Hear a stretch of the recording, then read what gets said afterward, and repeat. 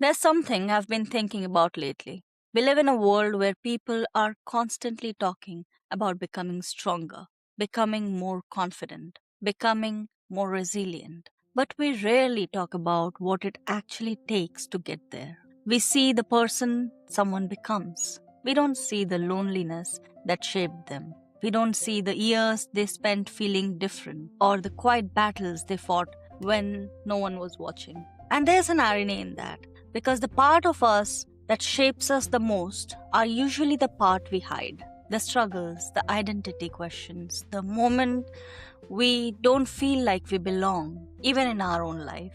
That's why I created this space, the architecture of us.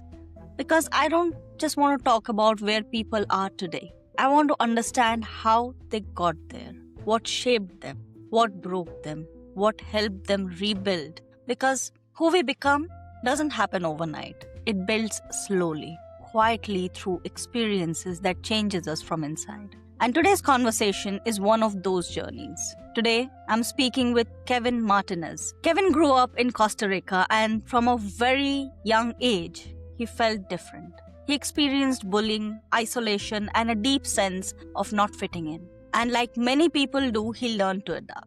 He focused on achievements, he built a career, he became a software engineer, he moved countries. From the outside, it looked like progress, but inside, things were more complicated. There was depression that didn't always look like depression. There were struggles with addiction, there was a growing sense that something inside didn't quite feel aligned. And then life brought a series of moments that changed everything. Moving to Europe, losing his best friend, being diagnosed with HIV.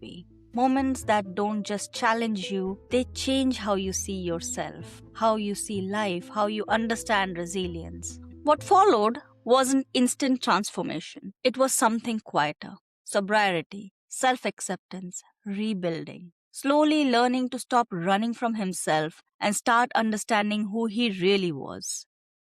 Today, Kevin works as a resilience and transformation coach, helping others navigate shame, loneliness, identity, and change. But what makes this conversation meaningful is not just where he is today, it's the journey that shaped him. Because when we talk about resilience, we are really talking about what people had to walk through to become who they are. And that's what this conversation is about. Not perfection, not success, but the architecture of a life shaped through struggle, growth, and acceptance. This is Kevin's story, and this is the architecture of us.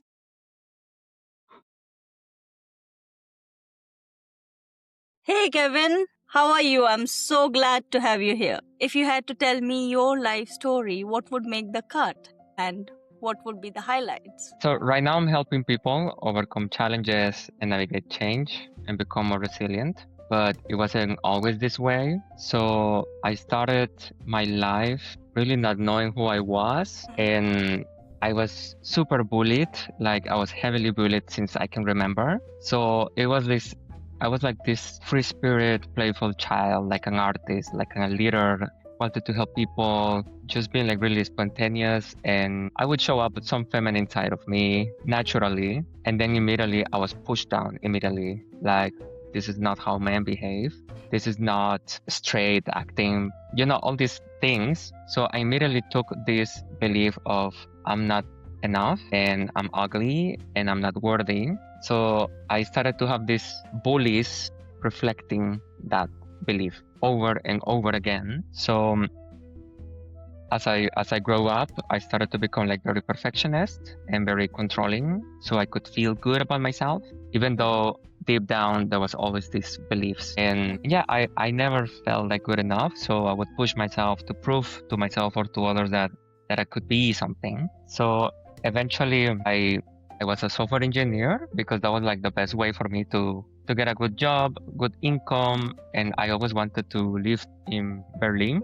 So I thought like, okay, I don't know who I am yet. I don't know what I want to do with my life, or even if I had an idea, it was just too challenging in Costa Rica. So I took that career, even though I didn't really like it. So then I went to Munich. I got my own job there and I finally made it there. And that was like the most difficult time of my life because everything just hit me from all places. I realized I was super unhappy that Mhm. I was not really doing what I was supposed to be doing. And on top of that, I had alcoholism. I was escaping constantly. I was functionally depressed, and I Mhm. didn't know I was depressed, but somehow I kept functioning in society, performing. And yeah, I would say the most challenging time for me was 2020 because Mhm. that was the beginning for me to start figuring out who I was and started to heal. But it was really a deep journey that had led to complete sobriety. I have been sober 2 years, but I'm still That's great. continue to work on myself. Yeah. So, Kevin, and this whole journey that you've been through so many things, and I know that the kind of resilience and the journey it takes. Walk us through that. How did that happen? What happened exactly? When did that change? So if your life was in chapters, which chapter changed everything and how did it start? Okay, so it was like in 2017 that Mhm. I just had this deep feeling in me like I wanna see Berlin. There's this yearning like I'm not supposed to be here. I need to be in this place. I don't know why. I felt trapped in Costa Rica. I felt like I just couldn't be myself. And that was Mhm. part of this ongoing functional depression that I had. It was a feeling that I was wasting my life, that I was meant to be or do something else. Mhm. So I booked a trip 1 full month to Europe. My first time in Europe alone. I did it for me because my heart was telling me we need to see Berlin. But I went to see different places also. The moment I land in Berlin, the first evening, I just went out of the hostel. I was walking through a really beautiful park. It just really hit me from everywhere. Like I'm supposed to be here, but it was this massive vibration like in my body and my heart. Mhm. And I was like, okay, I'm supposed to be here. And then I started to think like, how am I gonna make it work? Like I was really inspired, but then I thought like, oh my God, how am I gonna make it work? And when I went back to Costa Rica after this trip, I was really depressed. I was thinking like, oh my God, I don't want to live in Costa Rica anymore. Everything felt like really the same. I didn't feel free. Mhm. I felt like I just couldn't be myself. There's still so much homophobia and there's no queer community there. So I just felt really trapped and I was still living with my parents and I didn't like my job.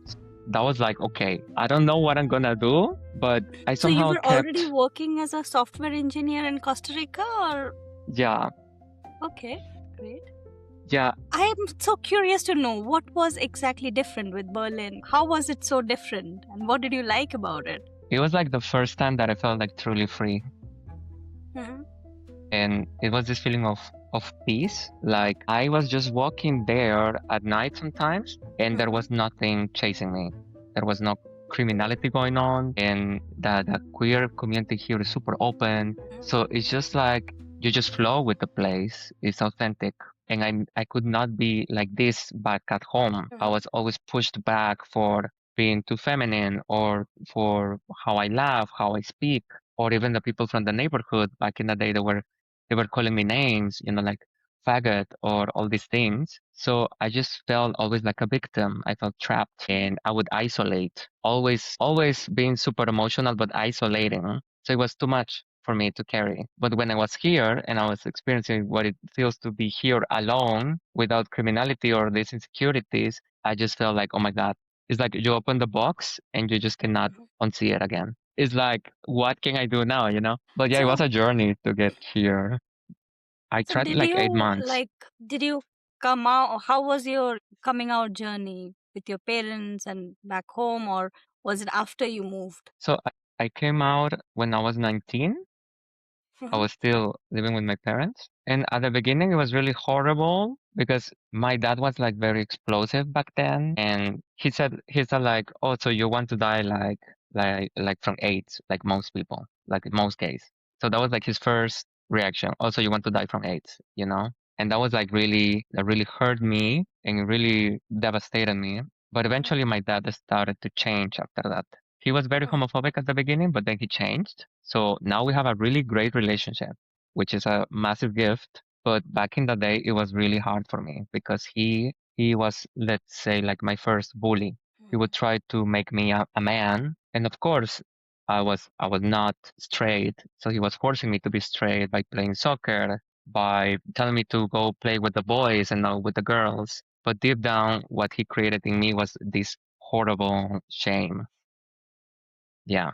And then I started to manifest like other bullies in high school, bullies in the neighborhood. Also, my brother would bully me before. Now we're totally okay. But back in the day, also my brother would bully me. So I was always a victim since I could remember. Yeah. How did that whole thing changed? How did you become this version, Kevin? So the beginning was like 2020 Mhm. because when I was here, I lost my best friend and he died from So sorry. AIDS. And he was also depressed, but I didn't know. So I found out 3 months after I came here. I was first in Munich.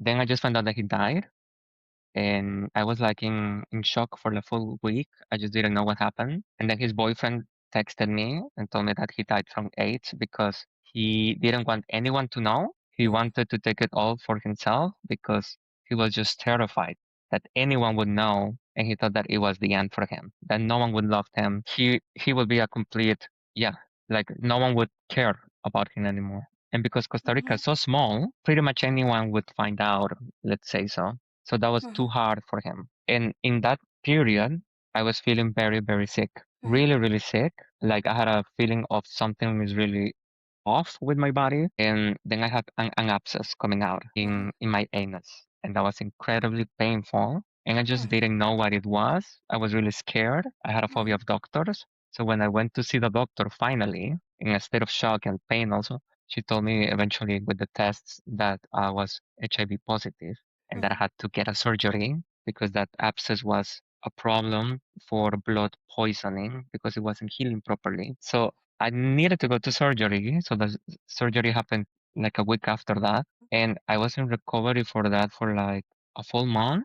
I had to take a full month of sick leave and I was bleeding a lot and it was incredibly painful to go to the toilet. So that was like a moment where I was on so much pain that I thought like, okay, I cannot do this anymore. I need help. I need someone. And so I look for a life coach because no one would give me therapy here. It's actually difficult to get it here. If you go to public, it's difficult and you need to be mostly speaking German.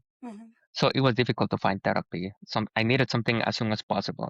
So I found a company in the USA and I paid like 4,000. I was really desperate.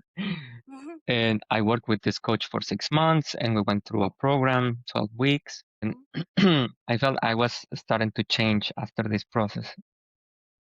That was the beginning, but I still needed to do a lot of work on myself. But that was definitely a point that really made it clear for me that I needed to change and I needed to do something about it. And also that I wanted to do coaching because that was the beginning. Like he reflected me what I wanted to do without me even knowing. And that was a great gift. I'm so glad. But are you okay? So, is there any Yeah. lasting impact? How are you health wise and everything? So since 2020, I take the pill every day, every morning. I don't miss it. And it's just a pill here. It's no big deal. I'm still having my normal life and sexual life. And I I thought back in the day that I was gonna die because we were raised with this bad education of stigmas and stigmas of STDs. There was no information. We were taught that if you had HIV, you were gonna die. You better pray because otherwise you're dead if you have it, right? So I was carrying that belief and probably my best friend too. So when I came here and I started taking the pill, it was like 1 month after I started taking it and I was undetectable. So it killed all the copies really fast. And then I realized, okay, it's really not a big deal as I used to be back in the 80s. And I know I'm taking this pill for life. So I started to really be more conscious of my health. And I stopped drinking alcohol in 2022, but in 2020 I had already started to start quitting it. But it was a long journey because I was drinking a lot. I would be a functional alcoholic. I would be drinking so much back in the day because the job was causing me a lot of stress. So I would drink a lot in the weekends just to cope. So So yeah, I was So let escaping me with many ask you things. something. Let me ask you something very bluntly, Kevin. Your journey has been, has seen a lot of ups and downs, right? From Costa Rica to Berlin, and you are a gay man with HIV.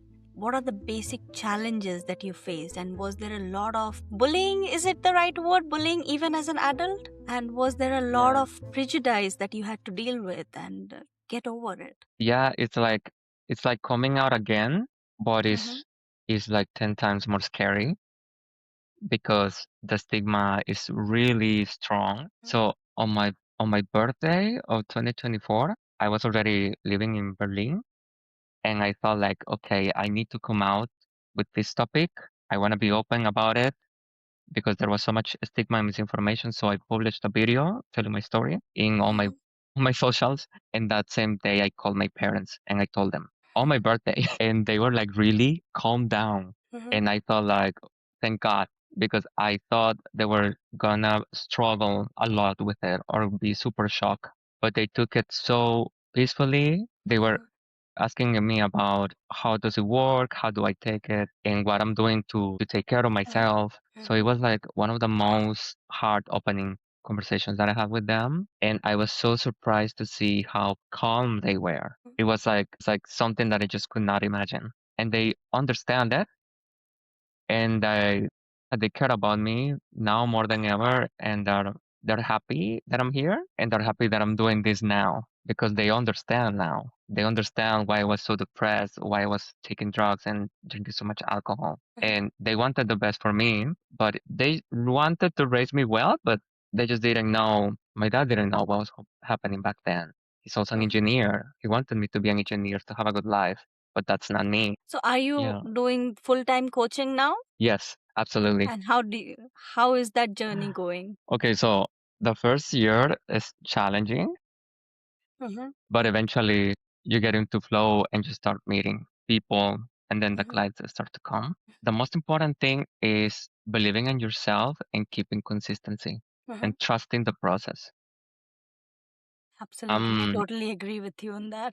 yeah, I'm very determined, like making it work, and it flows. Mm-hmm. There are many opportunities to continue expanding here.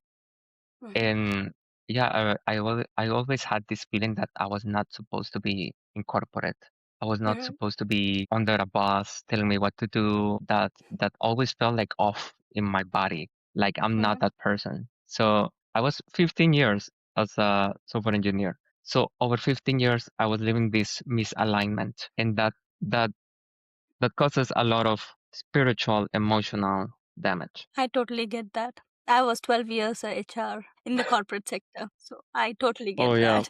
yeah. So, if we look at the last 10 years of your life, I'm sure a lot has changed, right? So, what advice would you give the version of Kevin who was 10 years ago today? There are there are so many advice that I would need to give the old Kevin. Yeah, so I would say listen to your body, follow your intuition, and truly love yourself. Really love yourself without conditions, no performing, no performance. What is truly important for me? Like Mhm.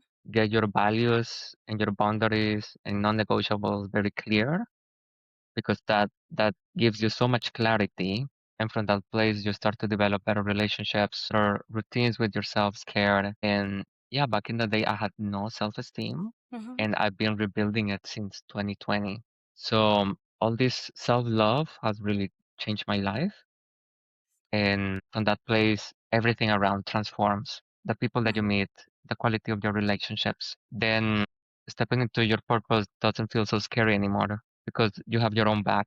You are there for yourself. And this compassion, forgiveness, love, like I don't rely on validation anymore. If I need advice from someone, I ask with my heart and everything, but it's not like I'm craving validation. It's like, okay, I can ask for support, but I still know that I got this.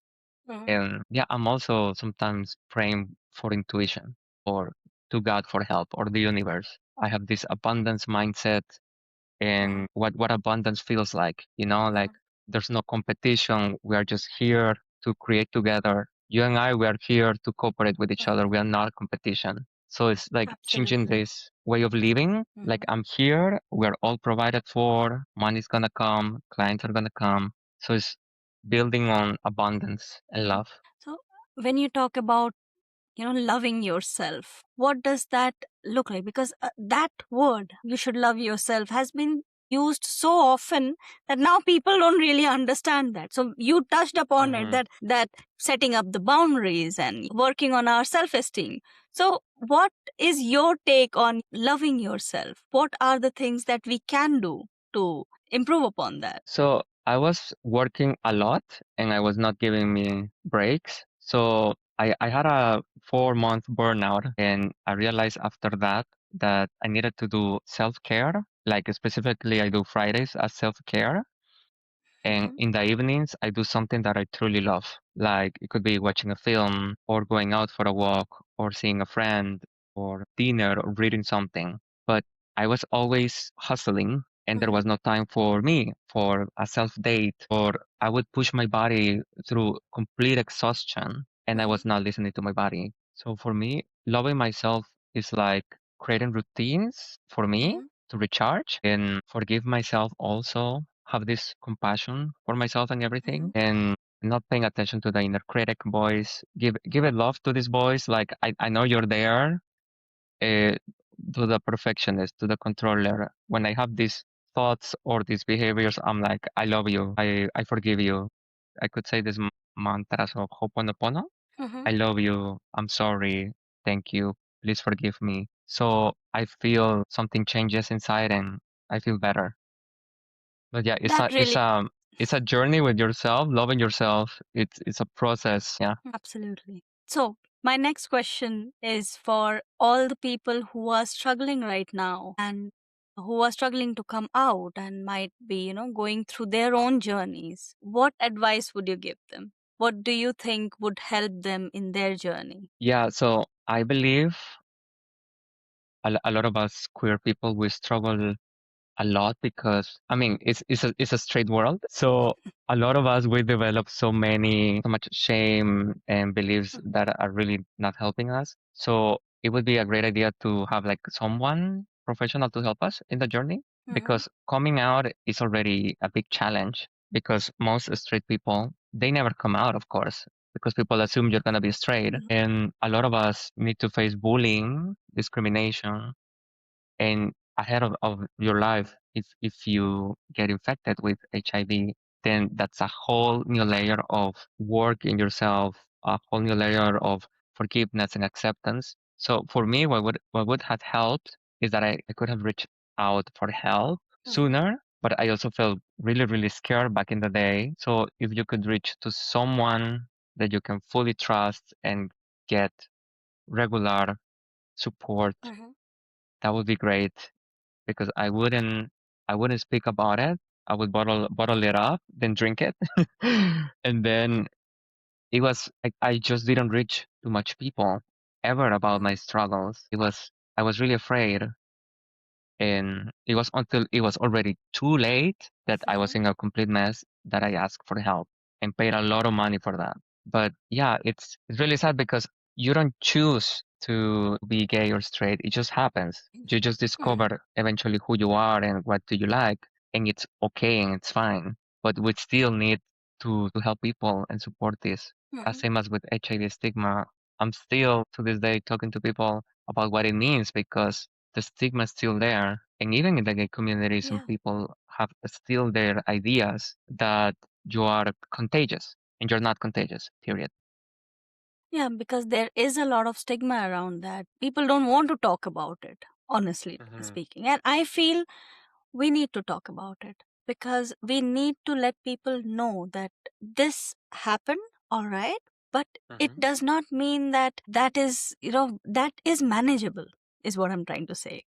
That it is Hmm. something that you have gone through, and you are sitting in front of me right now talking about this with so much enthu, but with so much strength. And that is something that I feel should always be applauded, Kevin. And that Thank you. is really, really amazing. Thank you so much. I feel that there is still a lot of stigma about the LGBT, anything in the LGBTQ community, whether it is about gender identity or whether it is about um, our preference. But we don't really want to talk about it, and until that is a journey within, isn't it? It's something that we need to find out about ourselves first, and it's same as anyone else. And in that whole journey, I have a because I have been I have talked to a lot of people about this. I've coached that mental health becomes very difficult to manage with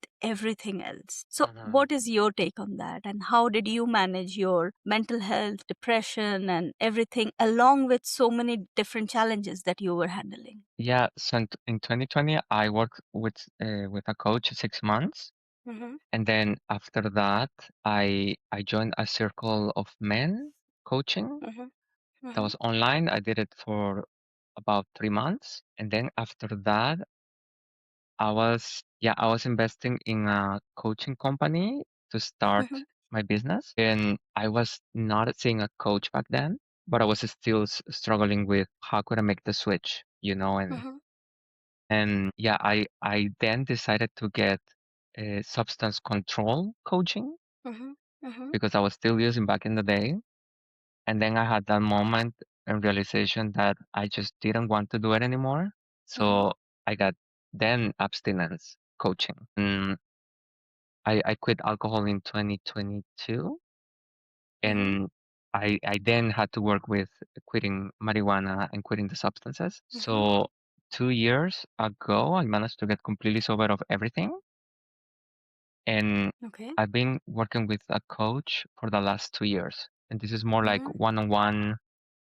He's also gay. So yeah, he has been like a great companion over this journey. He has mm-hmm, lots of experience. And sometimes I go to hard circles. This is mm-hmm, like circles where people just openly share what's going on, mm-hmm, but there's no need mm-hmm, to fix or answer. It's just like community circles. So for me, managing it by regularly attending events that are in focusing in connection, like a community that is focused in connection, that is queer, or even with just men that they are open also. mm-hmm, I also go mm-hmm, to a straight circle and it's open because it's about connection and mm-hmm. vulnerability and sharing what's going on in a space of brotherhood. So for me, it's like community connection and yeah, not isolating and yeah, catching up with my coach, having regular conversations to keep myself grounded. That is so amazing, Kevin, because I honestly believe that part of depression, at least, can, of course, we need therapy. And I'm not, as a coach, I would not want to talk about how to cure depression, but I feel as a human being, as somebody who has been through depression as well, I feel talking about it and that space where we can just Hmm. openly be ourselves and talk about whatever we are going through, that is so important. And it is not about who we are as well, because depression is something that I think a lot of people struggle with, irrespective Yeah, of everything else, right? So yeah, I I've honestly seen love that. I've seen the pattern of people work or don't work, but they have, let's say, one way to cope with this sense of that they don't want to accept that they are depressed, so they somehow Mhm, have this sex with drugs, mhm, or they drink a lot, or they tend to escape on the weekends, heavy partying. mhm, But mhm, underlying, there's a functional depression. Or